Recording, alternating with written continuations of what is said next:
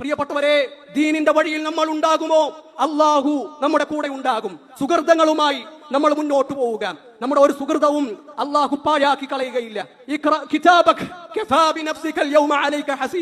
നീ നിന്റെ ഗ്രന്ഥം വായിച്ചു നോക്ക്, ഈ ഗ്രന്ഥത്തിലെല്ലാം ഉണ്ട്. പ്രിയപ്പെട്ട വിസ്ഡം സ്റ്റുഡൻസുകാരെ, എന്റെ സഹപ്രവർത്തകരെ, റമദാനിൽ അള്ളാഹുവിന്റെ ഭവനങ്ങളിൽ ഭജനമിരുന്ന് നമ്മൾ നടത്തിയ ഹലാവ മീറ്റുകൾ ആ രേഖകളിൽ ഉണ്ടാകും.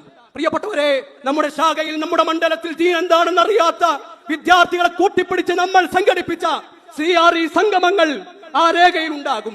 വീട്ടുകാരോടൊപ്പം നോമ്പ് തുറക്കാൻ പൂതിയുണ്ടായിട്ടും കൊതിയുണ്ടായിട്ടും ഇഫ്താർ കിറ്റുമായി വഴിയരികിൽ യാത്രക്കാരെ കാത്തുനിന്ന വിസ്ഡം സ്റ്റുഡൻസുകാരാ, നിന്റെ രേഖയിൽ നിനക്കത് കാണാൻ കഴിയും.